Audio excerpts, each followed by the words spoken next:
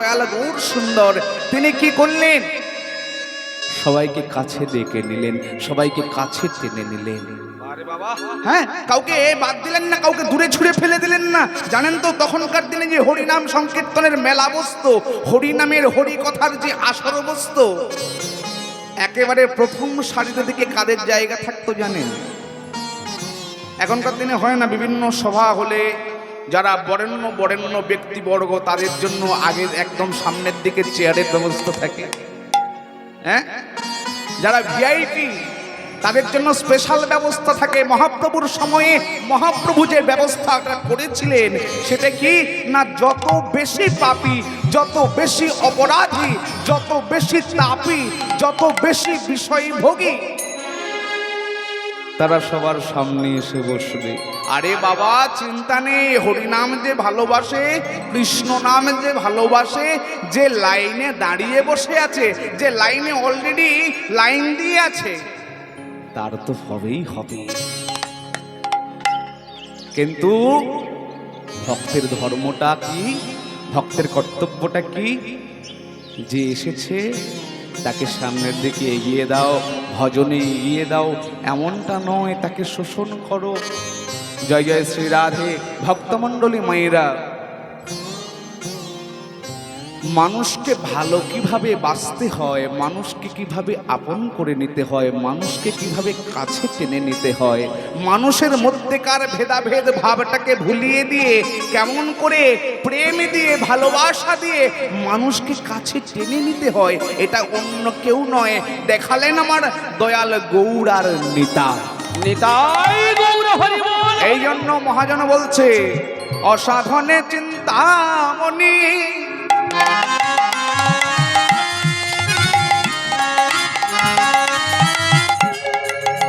আমার বিধি মিলাওয়ানি,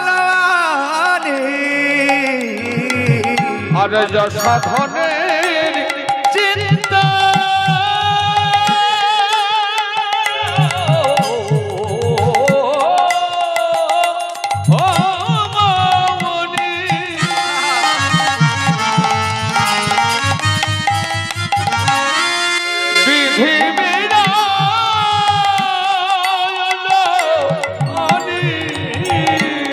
অসাধারণ চিন্তামণি বিধি মিলাওয়ানি। বিধাতা তিনি কি করলেন বলে, শোনো কলির জীব, তোমাদের কোনো চিন্তা নাই, কোন রকম কোনো সাধনা ছাড়া গৌর ধানেকে তোমাদের দিয়ে দিলাম।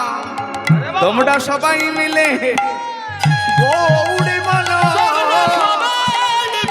তাই গৌর হরি বল হরি বল। তোমরা গৌরী বলো, সবাই মিলে। কি গো মা, বলবে তো? গৌর গৌর বলবে তো? হ্যাঁ বলবেই তো। গৌর আমাদের ঘরের ঠাকুর, গৌর আমাদের নিজের ঠাকুর, গৌর আমাদের প্রাণের ঠাকুর। আরে জানো বাবা, বিদেশ থেকে কত বিদেশিনীরা তারা এসে গৌর বলে ডাকছে, তারা আমার গৌর বলে কাঁদছে, তারা গৌর বলে চোখের জলে ভাসছে। ওরা হরে কৃষ্ণ বলতে পারে না, তবু বলে। হ্যাঁ আমরা বলতে পারি, বলি কি গো? ওরা বলতে পারে না তবুও বলে, বলার চেষ্টা করে। হ্যাঁ, কিন্তু আমরা বলতে পারি তবুও বলি না। আমরা আমাদের ছেলেদেরকে শেখাই A for apple, B for ball, C for. আমি বলছি না ভাষাকে সম্মান করবে না, প্রত্যেকটি ভাষার নির্দিষ্ট সম্মান আছে, তাই প্রত্যেকটি ভাষাকে আমাদের সম্মান করা উচিত, কিন্তু এমনটা নয়। হ্যাঁ, একজন মা তার ছেলেকে টোটোতে করে নিয়ে যাচ্ছে। হ্যাঁ, টোটোতে বসে মার ছেলে যাচ্ছে, একজন ব্যক্তি গাড়িতে চেপে বসলেন, ছেলেটা ভীষণ মিষ্টি দেখতে, জানো মা। এমন সময় ওই লোকটা বাচ্চা ছেলেটাকে দেখে জিজ্ঞাসা করছে, বাহ বাবা তুমি তো খুব মিষ্টি দেখতে গো, তোমার হাসিটাও খুব সুন্দর, তোমার নাম কি গো? সঙ্গে সঙ্গে ছেলেটির মা পাশ থেকে বলছে, এই ইংরেজিতে উত্তর দে।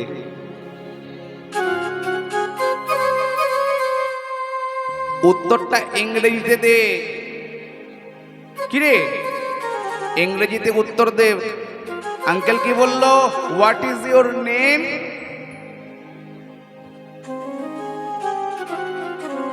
দিদি ভাই আপনি একটু থামুন। লোকটা থামিয়ে দিয়ে বলছে, আপনি একটু থামুন না। আমি ছেলেটাকে বাংলাতে জিজ্ঞাসা করেছি, ও যে ভাষাটাতে সব থেকে বেশি স্বাচ্ছন্দ্য বোধ করে সেই ভাষাটাতেই বলুক না, সেই ভাষাটাতেই বলুক। আমি বলছি না আপনারা অন্য ভাষা শিখবেন না, অন্য ভাষা অবশ্যই শিখুন, কিন্তু অন্য ভাষা শিখতে গিয়ে অন্য কোনো কালচারকে, অন্য কোনো সংস্কৃতিকে কপি করতে গিয়ে যেন নিজের সংস্কৃতিটা আমরা ভুলে না যাই। নিতাই গৌর হরি বল, হরি বল। কেন? আমাদের প্রথম পরিচয় হচ্ছে আমরা মানুষ, আমরা বাঙালি, আমরা বাংলার মানুষ। আমাদের মাতৃভাষা বাংলা, এমন মধুর ভাষা, এমন মিষ্টি ভাষা এই পৃথিবীতে বোধহয় আর কোনো কিছুতে হয় না। অন্য কোনো ভাষা এত মিষ্টি হতে পারে না। আচ্ছা বলুন তো, আমরা মিষ্টি করে যখন মাকে মা বলে ডাকি, সেটা বেশি শুনে মা খুশি হয়, নাকি মাকে যদি আমরা বলি, mom how are you, I am very missing you mom, I really miss you mom, কেমন লাগে? হ্যাঁ, কোনটা বেশি ভালো লাগে মা? মম শুনতে বেশি ভালো লাগে। তবে হ্যাঁ বাবা, একটা কথা আমি বলতে বাধ্য হচ্ছি, বলে যে দেশেতে এলো গোড়া, বদলে গেল দেশের ধারা, বদলে গেল দেশের ধারা। আর সুন্দর সুন্দর শাড়ি ছেড়ে আমাদের বাংলার মায়েদের ছেঁড়া ফাটা জিন্স প্যান্ট পরা। হায় রে সনাতনীদের হবে কি, হায় হায় সনাতনীদের বলো না হবে কি গতি। যারা সনাতনী সংস্কৃতিকে ভুলে যায়, যারা সনাতনী সংস্কৃতিকে ফেলে দেয়, চিন্তা নেই তাদের দশাটা হবে। তো আজকে আমাদের সনাতন ধর্মের ওপরে এত ঝামেলা আসছে, এত আক্রমণ হচ্ছে, এত ক্ষতি হচ্ছে, এর মূলে কারা জানো? আমরা নিজেরাই। আমরা বেশ কিছু কালপ্রিট সনাতনী রয়েছি না, আজকে আমাদের নিজেদের দোষে। দেখুন না, আজকে লক্ষ্য করুন, বাংলাদেশে দীপু দাসকে পুড়িয়ে হত্যা করা হলো প্রকাশ্য দিবালোকে। শুধু তাই নয়, কোরআনের কথাগুলো কত ভুল রয়েছে, সেই কোরআনের কথা তুলে ধরে আজকে কি অবস্থা হলো। আজকে দেখুন, লক্ষ্য করুন, আমাদের অসীম সরকার, হ্যাঁ, রাষ্ট্রপতি পুরস্কার প্রাপ্ত যিনি কবিয়াল, অসীম সরকার, দেখুন তাকে পর্যন্ত আইনের দ্বারস্থ হতে হয়েছে। তাকে পর্যন্ত ওই কোর্টে যেতে হবে। জয় জয় শ্রী রাধে। তাহলে ভক্তমণ্ডলী, ভক্তিমতী মায়েরা, কোরআনের কথাগুলো যিনি তুলে ধরেছেন, আর ওই তুলে ধরেছেন বলেই আজকে ইসলামীরা তারা ফুঁসে উঠেছে, তারা অসীম সরকারকে হত্যা করে দিতে চায়, মেরে ফেলতে চায়। অথচ কত গাদা গাদা সনাতনী মায়েদেরকে তুলে নিয়ে গিয়ে ধর্ষণ করে দিচ্ছে, নির্মমভাবে হত্যা করে দিচ্ছে। আর আমরা সবাই ঘুমিয়ে আছি, আমাদের ঘুম ভাঙছে না। আমাদের ভাঙবে কি করে? আমাদের ঘুম ভাঙবে কি করে? আমাদের ঘুম ভাঙবে না তো। তার কারণ একটাই, আমরা বাঙালি যে আমরা অন্যের ক্ষতিটা দেখলে আনন্দ পেতে পারি। হ্যাঁ, অন্যের খারাপ হয়েছে, অন্যের ক্ষতি হয়েছে, এটা দেখলে আমাদের চোখ জুড়িয়ে যায়। না বাবা, এমনটা করবেন না। দেখুন, আসলে একটা কথা আমাদের সবাইকে মনে রাখতে হবে, তুফান যখন আসবে না, তুফান যখন আসবে তখন একটা ঘর নয়, কতগুলো ঘরকে যে ভেঙে দিয়ে যাবে। যেদিন ভাঙবে সেদিন বুঝবে। জানো বাবা, একদিন চৈতন্য মহাপ্রভু যখন সন্ন্যাসী হয়ে নীলাচলে চলে যায়, প্রত্যেক বৎসর মহাপ্রভুকে দেখার জন্য বাংলা থেকে কত কত ভক্ত যেত, সঙ্গে নিত্যানন্দ প্রভু যেত। কিন্তু মহাপ্রভু বারণ করে দিল নিত্যানন্দ প্রভুকে, দাদা তুমি আর নীলাচলে আসবে না। নিতাই চাঁদ বলছে, ভাই রে,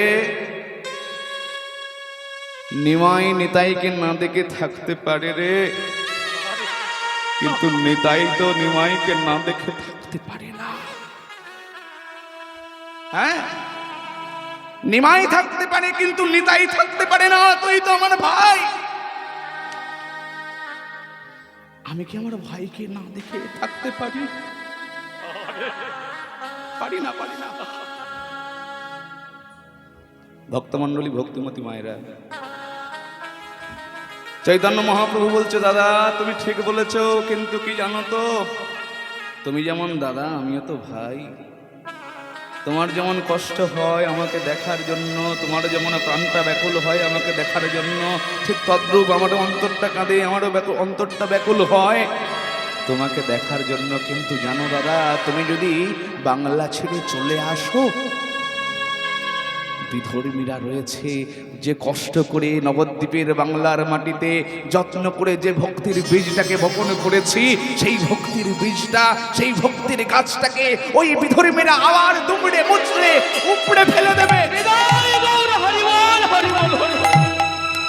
তাই ভক্তমণ্ডলী মায়েরা, সবার প্রথমে এই হরিনামের মেলায় দাঁড়িয়ে আপনাদের চরণে একটা অনুরোধ করব।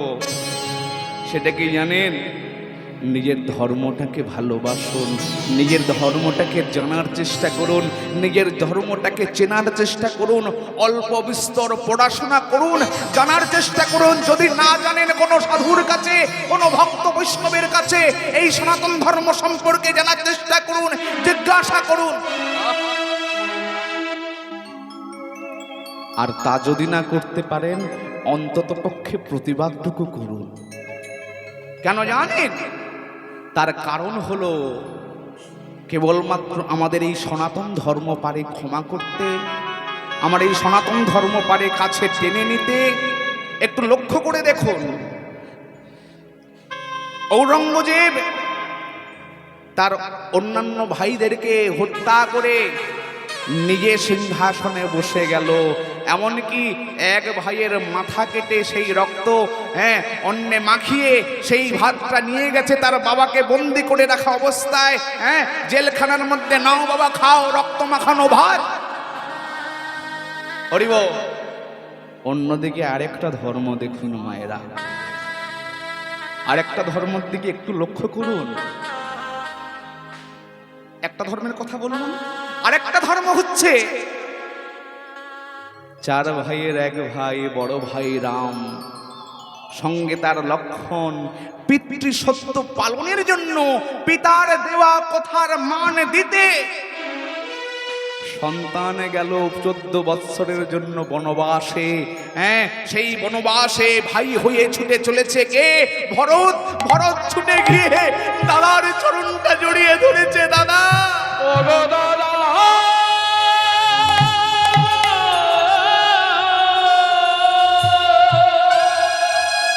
দাদা চলো, ফিরে চলো, তুমি বিহনে অযোধ্যা আধার হয়ে পড়ে আছে।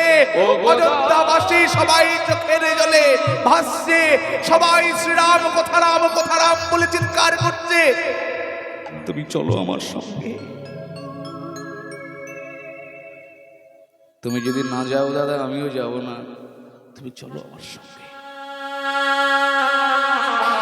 ভক্তমণ্ডলী মায়েরা, রামচন্দ্র কি করলেন? ভাইয়ের কথা মান দিতে গিয়ে যখন আসবেন, ফিরে আসবেন, অনেক কথা বুঝিয়েছেন, অনেক কথা বুঝিয়েছেন। বোঝানোর পরেও যখন কোনো কাজ হলো না, তখন রামচন্দ্র যখন আসার জন্য চরণটা এগিয়ে দিয়েছেন, ভরত লক্ষ্য করছে দাদার মুখটা শুকিয়ে গেছে। দাদার দু চোখে জল। দাদা তুমি কাঁদছো, তোমার চোখে জল? কাঁদছে কেন দাদা?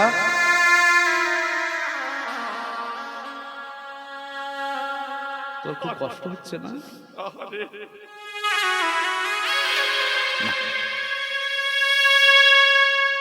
তোমায় যেতে হবে না অযোধ্যায়।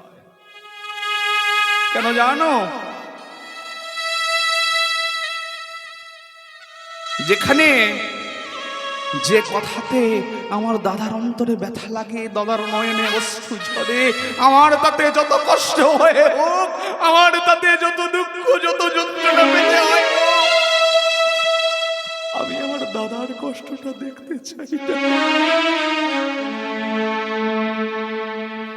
আমি আমার দাদার কষ্টটা দেখতে চাই না। তবে দাদা একটি কথা, আমি তুমি না জানো তোমার ওই চরণ পাদুকা আমায় দাও, আমি যে ওই সিংহাসনে বসার অধিকারী নই।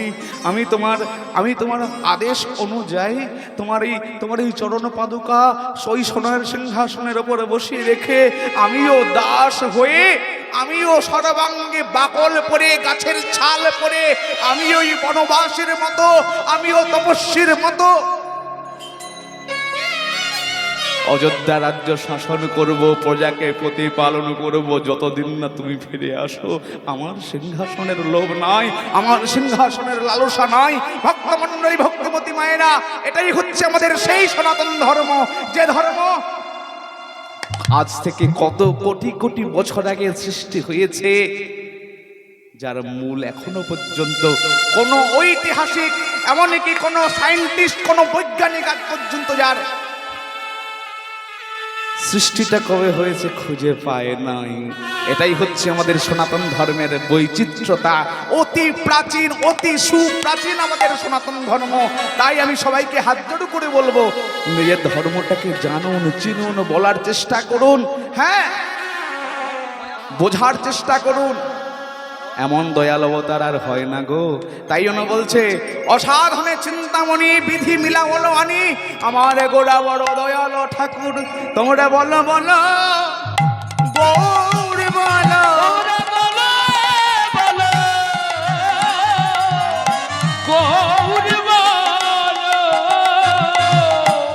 বলো বলো। কিন্তু জানো মা, গৌর হরি এসে কি বলছে, তোমরা ভজনিতা বলো নিতা, তোমরা ভজনিতা একবারে বলো নিতাই ভজলে গৌর পাবে, তোমরা ভজনিতা নিতাই ভজলে গৌর পাবে, ওরে গৌর পেলে ব্রজে যাবে, গৌর পাবে, তোমরা গৌর পেলে ব্রজে যাবে, নিতাই ভজনে গৌর পাবে, তোমরা নিতাই নিতাই নিতাই বলে নিতাই ভজনে গৌর পাবে, গৌর পেলে ব্রজে তাই গৌর হরি বল হরি বল হরি বল। ভজনিতাই ভজনিতাই ভজনিতাই, আরে নিতাই ভজলে গৌরী পাবে।